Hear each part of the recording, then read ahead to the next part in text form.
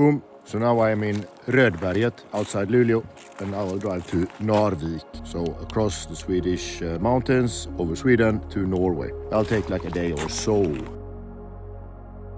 Now I'm in Sweden, in Kalix, and I'm gonna head west over the Swedish mountains to Norway, Narvik. We're near a gas station, filled up on diesel. So the Beast used to be a safari car when it was young and promising. It's still very promising when it was young.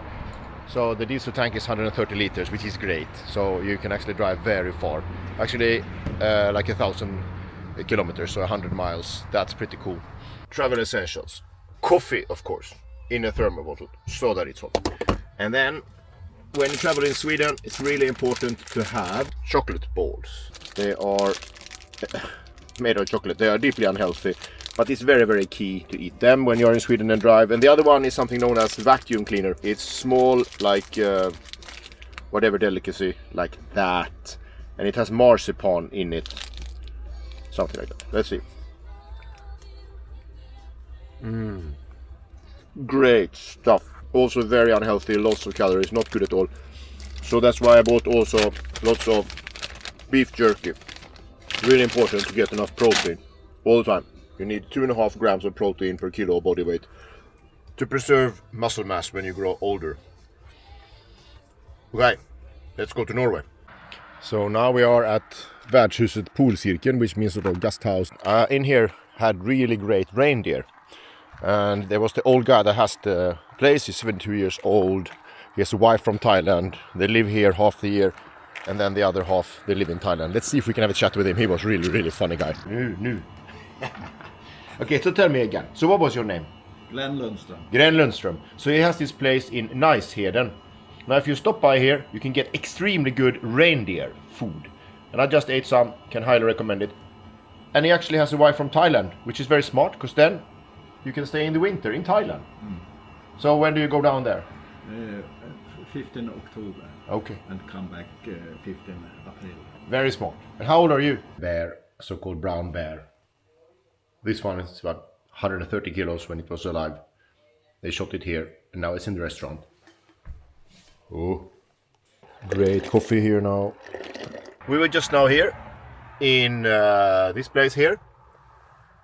So Värdshuset Poolcirkeln. And that's where I met that guy that I just had a little bit of a chat with. So he's 72 years old. He has a wife from Thailand. So in the winter when it's minus 40 here, he shuts this place down. Because the electricity bills are 3,000 euros a month in the winter when it's minus 40 outside.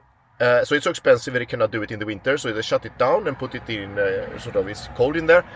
And then he goes to Thailand where he's growing rice and he has a rubber plantage.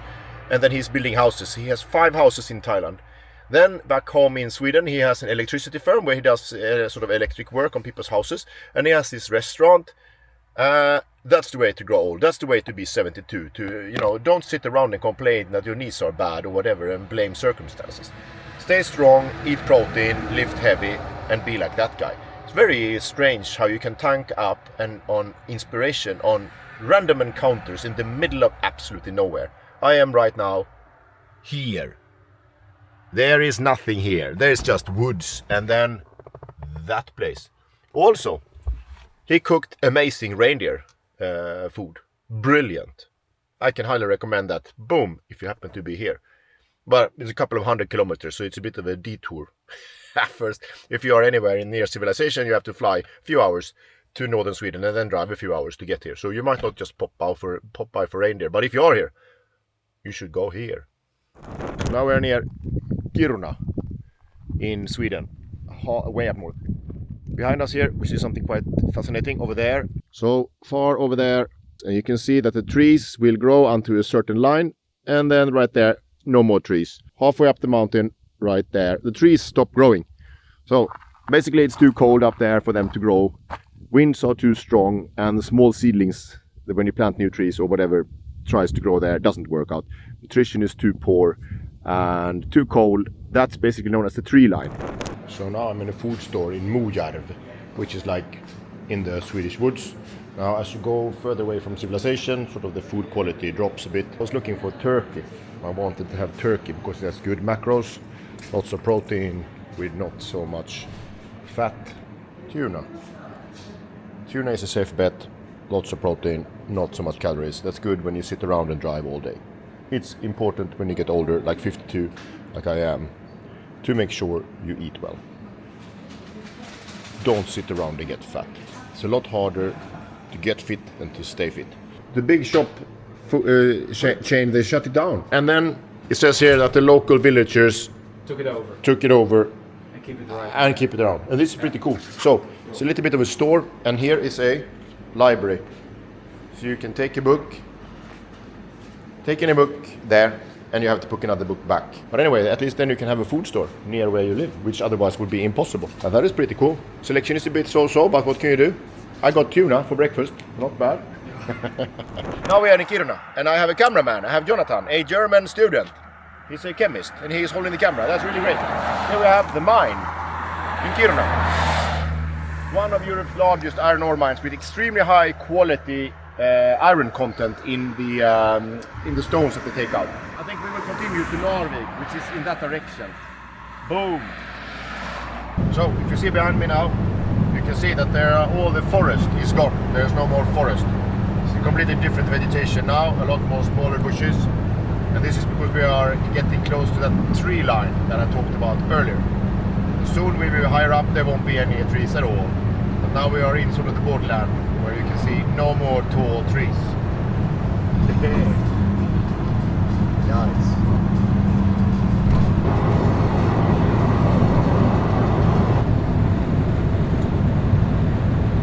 Whoa. Check the sun behind there.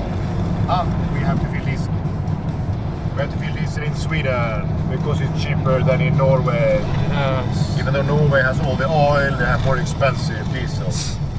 So now I have just parked on the side of the road here, and it's pretty amazing. It's in Norway now, and we can see here some pretty massive wind turbines out there. You can hear it, woof, woof, because it's going to be windy here, obviously. Apart from that, the mountains are beautiful over there. Boom. And Narvik is in that direction. That's where I'm heading. Here is some views from here, and here is the beast.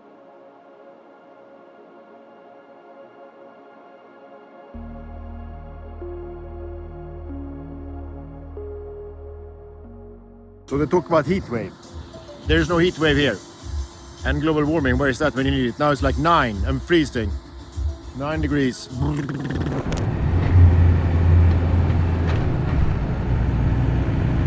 So I dropped off the German hitchhiker Jonathan in Abisko, right there. And I'm heading that way, which is Narvik. Here we have some pretty spectacular landscapes all around here. I would say this is pretty cool. I will do a little bit of a 360 here. Yeah. Boom. The beast, me, Norway, that way. Wow. Some spectacular mountain views here. Look at the mountainsides there disappearing into the fog. And then on that side here we have a river. Pretty amazing. See the mountains on the left, pretty high, still some snow up there. Okay, so now we are at the border between Norway and Sweden. Very glamorous stuff. Bump. Here, Tull there. Yeah, Tull means customs. So green light there. We got green light. Soon we are in Norway. It's very exciting. Yeah, that sign there, right there, says Norway. Norge, Norway. We're in Norway. Now we are in Norway. Hurrah! Okay, so I've been driving all day, didn't really have time to eat, and didn't find anything really good to eat. So now I'm having here some dinner. I have asparagus. Asparagus is great. Can eat it just like that. Super good. Tuna. Not the most glamorous food of all times, but it is nutritious. Tuna. Oh, that's good. Tuna, asparagus, and smoothie. Oh, cheers. No dessert. Now we are driving in on the Norwegian side of the border. I've just crossed into Norway and soon in Narvik. There's some insanely tricky roads here. You know, you can see these massive sort of slopes of stones, and we have a lot of crappy weather too. I was planning to do some kayaking, but that's gonna wait for some other day, I think. It looks quite dystopic, like you could see like some zombie apocalypse people coming down this mountain any minute. But well, it's a nice road. It's very beautiful, in its own way. Heading down to Norway. It's pretty amazing roads here. Heading pretty steep down. It's been raining quite a lot. It's very dark and green here. It's pretty cold, 10 degrees only. But it's really beautiful. See the mountains on the other side there, where the clouds are coming down, basically are hugging the mountains. It's pretty amazing.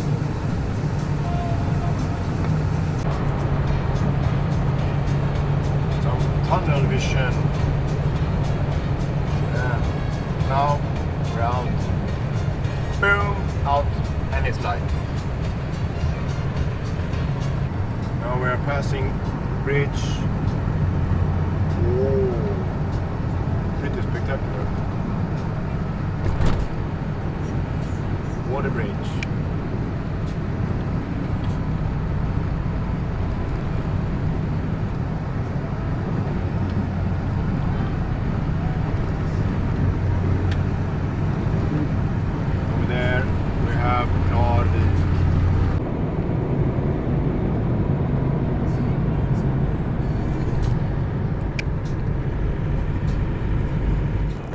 Okay, so I'm in Bergvik, which is like 15 kilometers north of Narvik, and I was planning to buy some food here in Foodies, as the name would suggest, but it's closed. It's 11:15.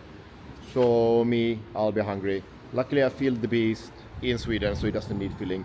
Now Bergvik is, here's the sea. Bergvik is over there. Fun fact about Bergvik is that in May 1940 the Allied forces had an amphibious landing somewhere here. Who would have thought this, of all places? But anyway, there's some historical significance for us. SO was closed, but ST1 was open. So I got chicken sausage for dinner or night snack. That's good for me. Delicious. Having a feast in front of the beast. Some generically nice views from Svolvär, surrounded by really high mountains everywhere. Pretty nice. And here we have a church. Nice views here. And of course, when you are in Svolvär, you want to park your boat somewhere, you park it here a little bit. You need your own boat, you never know when you need it. It's a good one. Here we have a church. Let's go there. And look at the mountains over there. Pretty spectacular.